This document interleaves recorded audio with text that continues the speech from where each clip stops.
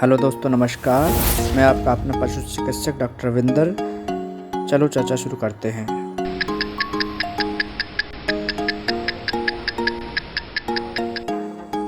Hello किसान भाइयों, सभी को नमस्कार।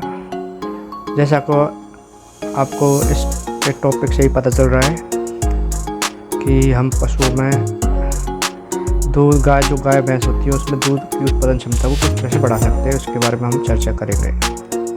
तो सबसे पहला जो उपाय है उसका है पशु की स्वास्थ्य जांच। किसी भी पशु के दूध देने के लिए ज़रूरी है वो पहले स्वस्थ हो, इसलिए उसकी निरंतर अंतराल पर स्वास्थ्य जांच करवाते रहना चाहिए अथवा खुद करते रहना चाहिए। करवाने के लिए तो आप एक पशु चिकित्सक अथवा जो आपके लोकल में कोई पैरावाइट भी घूमता है उससे भी दिखा सकते हो। परंतु ये अगर पॉसिबल नहीं है तो आप खुद भी आप घर पर अपनी कुछ चीज़ों से पशु की स्वास्थ्य जांच कर सकते हो। सबसे पहले उसमें है आप एक थर्मामीटर घर पर ले आएँ, या तो वो डिजिटल हो या मर्करी वाला हो। अगर डिजिटल थर्मामीटर है तो उसमें जब उससे आप पशु का तापमान लोगे तो उसमें बीप बजने लग जाएगी। जब बीप बजने लग जाए तो उसको निकाल के उसमें देख लो। अगर उसका जो टेम्परेचर 101.5 फ़ारेनहाइट से ऊपर जा रहा है तो उसको बुखार है, और नीचे जा रहा है तो अगर ज़्यादा नीचे जा रहा है तो फिर उसको पशु चिकित्सक को दिखाना चाहिए। अगर थोड़ा बहुत नीचे है 0.5 या इसका 0.5 के आसपास नीचे है तो उसमें कोई दिक्कत नहीं है। तो और जो मर्करी थर्मामीटर होता है उसमें पशु का तापमान नापने के लिए कम से कम 5 मिनट तक पशु के अंदर गोबर वाली जगह पे दीवार से सटा कर लगा के रखना चाहिए, जिससे कि पशु का सही तापमान आ सके। उसके बाद उसमें मर्करी का जो लेवल है उसको चेक कर लेंगे, वो किस के बीच में चमक रहा है, और वहाँ जहाँ पे चमक रहा है वो उसका एक्चुअल टेम्परेचर है। और एक स्वस्थ गाय भैंस का तापमान 101.5 फ़ारेनहाइट होता है। 0.2 0.1 ऊपर नीचे हो तो कोई दिक्कत नहीं है। साथ में एक चीज़ ये देख सकते हो आप कि पशु अगर लग रहा है कि अब ये तापमान तो बिना नापे ही आपने देखा कि वो चुपचाप बैठा हुआ है, स्वस्थ बैठा है, तो वो उसके बीमार होने के चांसेस हैं। अथवा दस्त लग रहे हैं तो वो बीमार है। वो तो दस्त अब नॉर्मल चीज़ तो है नहीं, गोबर करता है। अगर उसके दस्त आ रहे हैं तो वो भैंस का तो गोबर जो थोड़ा पतला होता है, अगर उसको दस्त नहीं मान सकते, लेकिन दस्त आते हैं उसमें बदबू आ रही है, दस्त आ रहे हैं बिल्कुल पानी जैसे, तो वो दस्त है और उसको जांच करानी चाहिए।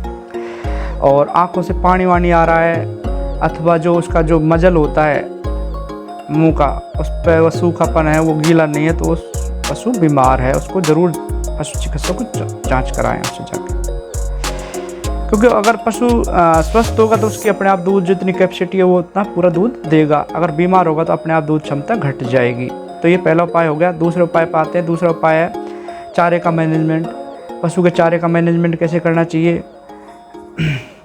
अक्सर देखने में आता है कि लोग जो जब भी चौमासा स्टार्ट हो जाता है, जो बारिश का मौसम होता है, तो हरा चारा प्रचुर मात्रा में उपलब्ध होता है। लोग किसान भाई पूरा हरा चारा खिलाते हैं, उसको सूखा बंद ही कर देते हैं। और हरा चारा में भी अगर घास वास खा लें तो कोई दिक्कत नहीं है। अगर साथ में सांठी होती है, जो खरपतवार होती है, और जो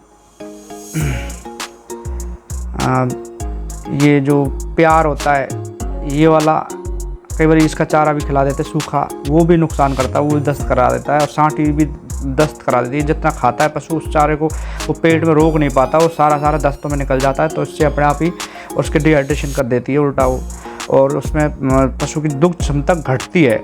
तो इस तरह से कोई फ़ायदा नहीं है, उसका नुकसान ही है आपके लिए। तो इस तरह से चारा हमेशा सूखा में ला के खिलाएँ। 2/3 तो हरा चारा और 1/3 सूखा चारा। जैसे हमने 6 किलो सूखा चारा खिलाया प्रतिदिन, एक पशु को 6 किलो सूखा चारा खिलाएं, और 15 से 20 किलो हम हरा चारा खिला सकते हैं उसको मिला के। ठीक है। साथ में उसमें हमें जो कंसंट्रेट जैसे कि खल है, चूरी हुई, ये मिला के खिलाएं। उसमें साथ में 50 ग्राम एक पशु के लिए मिनरल मिक्सचर और साथ में 2% जो भी पूरा चारा है उसका 2% हमें जो नमक मिला के उसको खिलाएं रेगुलर। तो इससे क्या होता है, वो पूरा जितनी उसकी दूध क्षमता है वो पूरा दूध देगा। पानी की व्यवस्था की बात कर लेते हैं। पानी की व्यवस्था के लिए क्या करें, जो हम खोर बना रखी है हमने उसमें, उसके बगल में या तो एक खोर बना दे पानी के लिए, और उसमें एक वाल्व का प्रयोग कर ले, तो ताकि वो एक्स्ट्रा पानी जब टंकी में से आता रहे तो बंद हो जाए, जैसे खाली हुए तो दोबारा से चालू हो जाए, वो सबसे बढ़िया रहता है। तो पूरे दिन पशु उसमें दूध पानी पीता रहेगा, और जब पानी प्रचुर मात्रा में रहेगा तो दूध भी ज़्यादा देगी। क्योंकि दूध क्यों ज़्यादा देगी, क्योंकि 85 से 90% जो दूध होता है उसमें पानी होता है, जो पानी का बना होता है। बाकी चीज़ें भी होती हैं, लैक्टोज होता है, मिनरल्स भी होते हैं उसमें, प्रोटीन होती है, कैसीन प्रोटीन, लैक्टोबल, बहुत सारी चीज़ें होती हैं, लेकिन 85-90% उसमें पानी होता है। अगर पानी उसको पूरा नहीं मिलेगा तो दूध अपने आप घट जाएगा, डिहाइड्रेशन रहेगा, दूध अपने आप घट जाएगा। और डिहाइड्रेशन चेक करने के लिए सबसे बढ़िया क्या तरीका है, उसकी खाल को पकड़ के ऐसे खींच के छोड़ दें। अगर पशु डिहाइड्रेटेड है तो उसकी खाल वापस जाने में 1-2 मिनट का टाइम लगाएगी, अगर तुरंत चलेगी तो वो बिल्कुल पशु बिल्कुल अच्छे से हाइड्रेटेड है, उसको पानी की कमी नहीं है। फिर करते बात चौथे उपाय की, उपाय बैठने की व्यवस्था। अब लोगों को अक्सर देखा जाता है गांव में खरंजरा करा लेते हैं ईंटों का, उस पर पशु को बांध देते हैं, पशु बैठता उठता है, एक आध बार उसकी चोट लग जाती है, लंगड़ापन हो जाता है। और जब लंगड़ापन आ जाता है तो फिर हमारे पास आता है, डॉक्टर साहब पशु को लंगड़ा आ रहा है। तो हम अगर उसको दवाई उपचार कर दें उसके बाद भी वो लंगड़ाता रहेगा, क्योंकि उसका रेगुलर उसके लगे लगाए में चोट लगती रहेगी तो उसके वो ठीक नहीं हो पाएगा। इसलिए सबसे अच्छा तरीका, अगर आपको उसका लंगड़ापन ख़त्म करना है तो मैं तो यही बोलता हूँ सबको, भाई अपना पहले तो यूँ करो, नीचे गद्दे की व्यवस्था करो, या तो पक्का है तो, और अगर तुम बाहर कर रहे हो व्यवस्था तो आप दूर अपना जो देसी गद्दा होता है रेती मिट्टी उसकी व्यवस्था करो भाई, और उसमें पशु को बैठाओ, जिससे कि स्ट्रेस कम होगा। स्ट्रेस कम होगा तो अपने आप दूध ज़्यादा देगा पशु, उसको कोई ज़रूरत नहीं है आपको कुछ फालतू करने की। कई बार जो सूजन आ जाती है यहाँ पे, बार बार घुट्टू सूज गए डॉक्टर साहब, तो वो उसी के कारण होता है, या इसके यहाँ पे सूजन आ जाती है। तो इस तरह की जो चीज़ें होती है वो एक पक्के में बैठने की वजह से होती हैं। कई बार कहते हैं डॉक्टर साहब हम तो मिट्टी में बांधते हैं, मिट्टी ऐसी है जैसे पक्के के बराबर, तो वो कोई मिट्टी नहीं है, वो पक्का ही एक तरह से। तो इस चीज़ का बड़ा विशेष ध्यान रखें। अगर पशु जब स्वस्थ रहेगा, दर्द दुख नहीं होगा, कहीं उसके दर्द दुख नहीं होगा तो वो दूध ज़्यादा देगा। जब दुख होगा तो वो पहले उस पर ध्यान दे या फिर दूध दे ज़्यादा। इसलिए बैठने की व्यवस्था बढ़िया से करें। फिर दूसरी चीज़ है बैठने के लिए टीन सेट अगर यूज कर रहे हो आप, टीन सेट का मेरे हिसाब से तो ठीक नहीं है उपयोग करना। अगर फिर भी आप चलो ठीक है कर रहे हो उपयोग, तो उसकी कम से कम 25 से 15 से 20 फुट के आसपास हाइट हो तो ज़्यादा सही है। और साथ में ऊपर उसके ऊपर वाइट कलर कराएं, ताकि 80% जो सनलाइट है, सूरज की रोशनी है, उसको वापस परावर्तित कर सके, वापस भेज दे, तो गर्म कम होगा जो टीन सेट है। साथ में अगर उसमें अंदर डीप फॉगर लगा सकते हो आप, फॉगर वॉगर लगा सकते हो। अगर वो नहीं है व्यवस्था तो आप एग्जॉस्ट फैन लगा दीजिए, जिससे कि उसमें जो गर्म हवा होती है जो ऊपर जाती है, और ऊपर से वो बाहर जब एग्जॉस्ट फैन को ऊपरी वाले हिस्से में लगाए, ताकि वो बाहर से गर्म हवा को फेंक दे, नीचे ठंडी हवा आ सके। एक कूलर वूलर की व्यवस्था हो तो वो भी कर सकते हैं यहाँ पे। जो साथ में इसी में अगर बैठने की व्यवस्था में आता है मच्छरदानी का उपयोग करना। मच्छरदानी का उपयोग आप करना चाहिए इसमें, ताकि मक्खी मच्छर जो उसको काटे नहीं, और काटेंगे तो भाई स्ट्रेस कंडीशन आएगी। स्ट्रेस कंडीशन आएगी कई बार कहते दूध काट रहते हैं, पैर मारते रहता है पशु, जो स्ट्रेस कंडीशन में कैसे दूध ज़्यादा दे देगा। उसका जो हार्मोन जो लेवल है जो ऑक्सीटोसिन का वो डाउन हो गया, उसका ध्यान ही ख़त्म हो गया वहाँ से। और उसके जब स्ट्रेस कंडीशन होती है तो एक एड्रेनलिन हार्मोन रिलीज़ हो जाता है, वो उसकी सारी जो दूध की जो निकलना था उसको कम कर देगा। तो इसलिए स्ट्रेस कंडीशन आनी नहीं चाहिए पशु में। सारा चीज़ स्ट्रेस का ही है। स्ट्रेस आएगा पशु को दूध अपने आप ही घट जाएगा, कहीं से कैसे भी स्ट्रेस आए। आप उसको पीटोगे तो भी दूध घट जाएगा, आप उसके मक्खी मच्छर खाएंगे तो भी दूध घट जाएगा। इसलिए उसको प्यार से और और मच्छरदानी का उपयोग करें ताकि मच्छर और मक्खी उसको कम खाएं, स्ट्रेस कम होगा। दूसरा, बीमारी भी नहीं फैलेगी, मक्खी मच्छरों से बहुत सारी बीमारियां फैलती हैं, इसलिए ये बड़ा विशेष पॉइंट है, इसको बड़ा ध्यान रखें। पॉइंट नंबर 5 है दूध निकालने का समय। भाई दूध निकालने का समय जैसे एक फिक्स कर लें, 12 घंटे के आसपास अंतराल पे निकाल लें, या फिर आप ये करें, जो ज़्यादा पशु दूध देता है उसमें 3 टाइम मिल्किंग करें, 3 टाइम मिल्किंग। इससे 15 से 20% आपकी दूध की क्षमता उसकी पशु की बढ़ जाएगी। उसमें क्या होता है, क्योंकि जो दूध जब निकलता रहेगा थनों में से, तो उसके जो नेगेटिव रिफ्लेक्स, जो दूध ज़्यादा जब जमा हो जाता है थनों में, जो पशु को एक जो दुग्ध ग्रंथि उसमें नेगेटिव रिफ्लेक्स जाएगा हार्मोन का कि भाई दूध पूरा हो चुका है, अब बनाना बंद करो। भाई एक पूरा भर जाए बर्तन, उसमें कितना भर दोगे, उसमें ऊपर से निकलना लग जाएगा। तो इसमें ऊपर से निकलने का सिस्टम तो है नहीं, तो वो क्या करेगा, वो हार्मोन लेवल उसको डाउन कराने स्टार्ट कर देगा। इसलिए जो पशु ज़्यादा दूध क्षमता है, मैं उसकी बात नहीं कर रहा जो 4-5 किलो या 8-10 किलो 10-12 किलो तक दूध देती है, मैं बात कर रहा हूँ 15 से 20 किलो जो दूध देती है, उसको 3 टाइम कम से कम 3 टाइम उसकी मिल्किंग होनी चाहिए, दूध निकालना चाहिए। उससे 15 से 20% उसका दूध बढ़ जाएगा और उल्टा, क्योंकि उसको पॉजिटिव रिफ्लेक्स जाएंगे, क्योंकि वो खाली पड़ा है तो वो और कोशिश करेगी बनाने की दूध। साथ में जब दूध निकाले तो कम से कम समय में दूध को बाहर थनों में से निकालने की कोशिश करें। जैसे 5 मिनट में हमने दूध पूरा निकाल दिया। आपको ऐसा लगता है कि भाई मैं अकेला 5 मिनट नहीं निकाल सकता क्योंकि टाइम लगता है, जोर पड़ता है, तो हो सकता है दूसरे 2 जने, एक पशु अगर उसकी दुग्ध क्षमता ज़्यादा है तो एक पशु को 2 जने भी काट सकते हैं, अथवा मशीन मिल्किंग भी करा सकते हैं। शुरू में मशीन मिल्किंग करा दी, उसके बाद लास्ट का जो निकाला वो खुद ने निकाल दिया, ये सबसे बढ़िया है। साथ में जो है, जब आप दूध खुद निकालो तो फुल हैंड मिल्किंग इस तरह से काटें, ना कि नकलिंग का उपयोग ना करें, इस तरह का उपयोग ना करें, ये ख़राब मेथड है। इससे क्या होता है, डैमेज होता है, इससे पशु का जो थन है जो डैमेज हो जाता है। तो डैमेज हो जाएगा तो फिर उसके दर्द होगा तो फिर दूध का पशु का स्ट्रेस आएगा तो फिर पशु दूध की क्षमता घट जाएगी। इसलिए हमेशा फुल हैंड मिल्किंग करें, नकलिंग मेथड का उपयोग ना करें। ज़्यादातर लोग जो इसी मेथड को यूज़ करते हैं, जो गलत मेथड है। इससे मैस्टाइटिस के चांसेस, जो थनैल रोग के चांसेस बढ़ जाते हैं।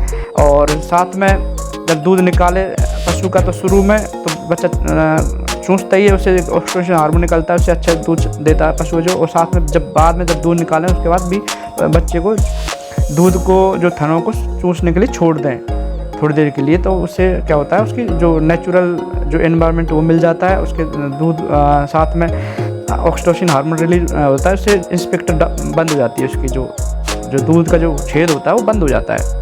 तो इसलिए हमेशा बच्चे को दूध निकालने के बाद ज़रूर दूध चुसाएं, इससे कि थनैला रोग घटने काफ़ी हद तक घट जाता है। जो इंडिविजुअल फार्मर है उसकी बात कर रहा हूँ मैं। अगर कोई डेयरी फार्म है तो वीनिंग कर देगा, तो उसमें फिर बच्चा को दूध नहीं पिलाएगा। उसके लिए हम जो टीट डिप का यूज़ कर सकते हैं। जैसे टीट डिप में हमें जो उसके लिए पैराफिन का ले लिया 500 ml का सॉल्यूशन, और 500 ml उसमें सिप्लाडीन या बीटाडीन मिला के लगभग तो उसको बना लेंगे, और लगभग महीने भर उसको यूज़ करेंगे सारे थनों को। जैसे दूध निकालने के बाद सारे थनों को डुबकी मार के उसको रख देंगे दोबारा से, और उसको जो एक उसमें बर्तन में लेके उसको फेंक देंगे, और दोबारा ऐसे यूज़ करते रहेंगे बार बार। तो ये मेथड भी अच्छा है, इससे भी थनैला रोग को बचा जा सकता है। जब थनैला नहीं होगा दूध बढ़िया देती रहेगी पशु को। जो फिर खुरों का मैनेजमेंट या हूफ मैनेजमेंट कह सकते हैं। उसमें क्या करते हैं, जैसे आप पशु घर पे बंधा रहता है तो पशु के खुर बढ़ जाते हैं। तो जब खुर बढ़ जाते हैं तो उसके जो पैरों के जो खड़ा होने की जो पोजीशन है वो चेंज हो जाती है, उससे कि लंगड़ापन हो जाता है कई बार। इसलिए पशु को हमेशा समय समय पर पशु के खुरों को ट्रिम कटवाते रहना चाहिए, घिसवाते रहना चाहिए। और साथ में जब जो खुर हैं उनको साफ़ सफाई 3-4 दिन में लगभग करते रहना चाहिए। जैसे गंदगी की वजह से, जैसे बीच में जो खुरों के बीच का स्थान होता है वहाँ पे गंदगी ना जमा हो, आसपास से साफ़ सफाई करके उसमें रगड़ के उनसे ब्रश से कर देना चाहिए। और साथ में ही कॉपर सल्फेट का सॉल्यूशन का जो डिप है उसमें भी आप डिप कर सकते हैं, ताकि बैक्टीरियल इन्फेक्शन या फुट रोट बीमारी से बचा जा सके। क्योंकि जब ये बीमारी हो जाएगी तो स्ट्रेस आएगा, दर्द होगा, उसके दर्द होगा तो स्ट्रेस आएगा तो फिर दूध की क्षमता घट जाएगी अपने आप ही। फिर 7 नंबर का उपाय है बाह्य परजीवी और जो अंत्य परजीवी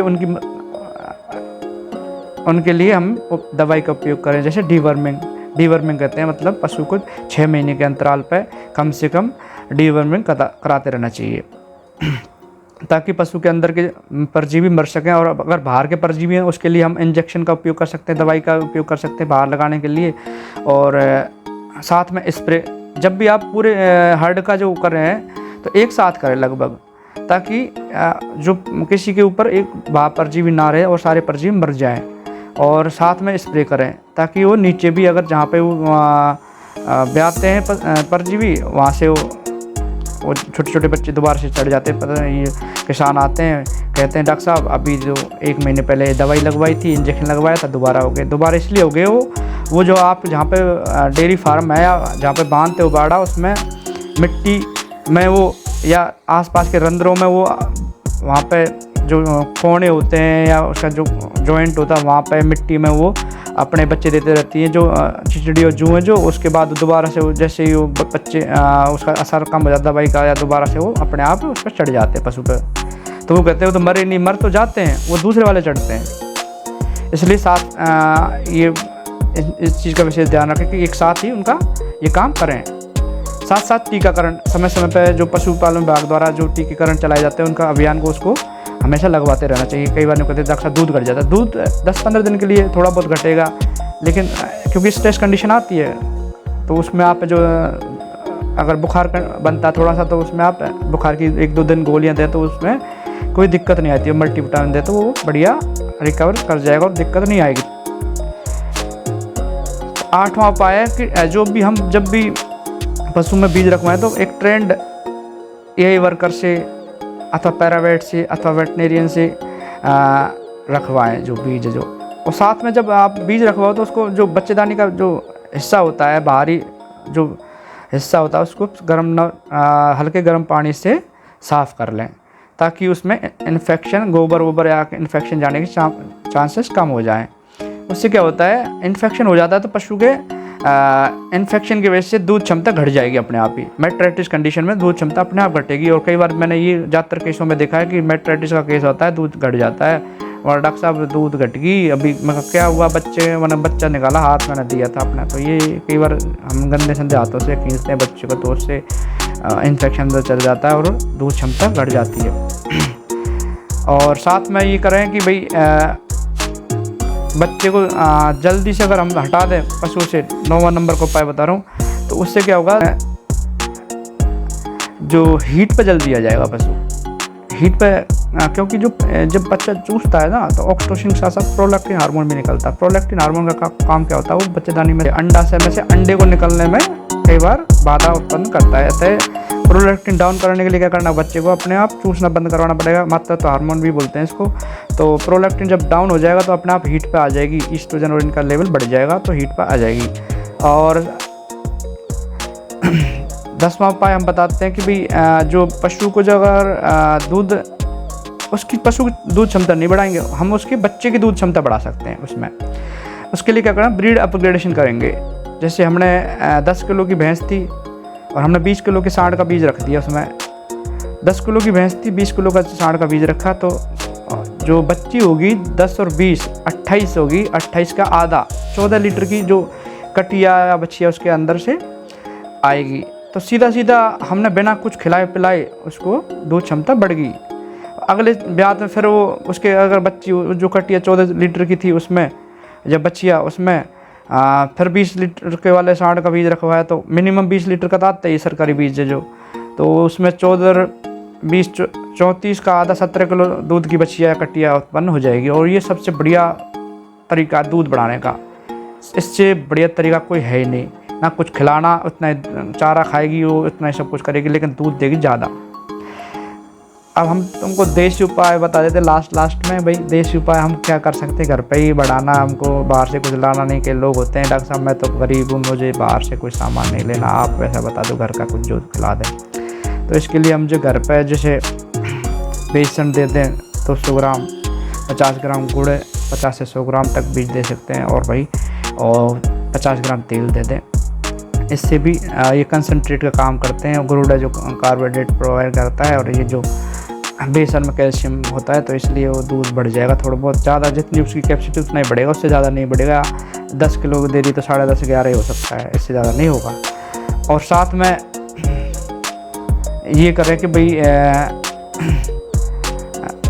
कि जो गुड़ ज़्यादा ना खिलाएं। ये बड़ा करते हैं लोग जो भाई डॉक्टर साहब मैंने तो 1 किलो गुड़ खिला दिया। भाई 1 किलो गुड़ खिला दिया, एक तो गुड़ ख़राब कर दिया आपने, पैसे का खाता, फ्री में तो आता नहीं गुड़। दूसरी चीज़ एसिडोसिस एक बीमारी हो जाती है।